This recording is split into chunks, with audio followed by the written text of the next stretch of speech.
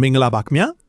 ဒီနေ့မှာတော့ကျွန်တော်တို့ရဲ့မီးဖို့ချောင်တိုင်းမှာရှိနေတတ်တဲ့ဂျင်းရဲ့အမခံကျမ်းမာရေးအာနီတင်တွေနဲ့စနစ်တကျစားသုံးနည်းကိုမျှဝေပေးသွားမှာဖြစ်ပါတယ်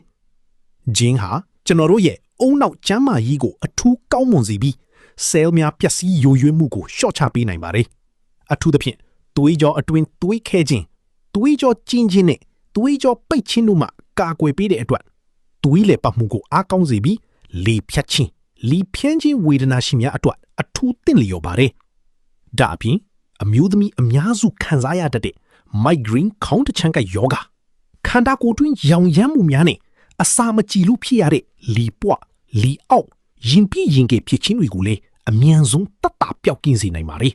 ။စီထဝင်အောင်တောက်သုံးနိုင်တဲ့နီလန်2မျိုးရှိပါတယ်။ပထမနီလန်ကတော့ဂျင်းလက်လက်ဆက်ဆက်ကိုပါပါလှီးပြီးတကြားနင်တို့ကတခါစားရင်တပြားနှုံးဖြင့်တစ်နေ့3ချိန်စားပြီးရုံပဲဖြစ်ပါလေအစိမ်းစားရခက်သူများအနေနဲ့မစားမီရေနွေးနဲ့အနည်းငယ်ပြုတ်ပြီးမှစားနိုင်ပါလေဒုတိယနီလန်ကတော့ဂျင်းပါပါလှီးပြီးသား2ပြား3ပြားခန့်ကိုရေနွေးတစ်ခွက်ထဲထည့်၍ရေနွေးချမ်းအဖြစ်အလွယ်တကူတောက်သုံးနိုင်ပါလေ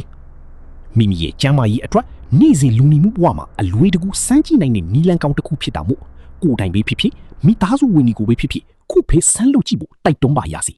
အားလုံးကိုကျေးဇူးတင်ပါတယ်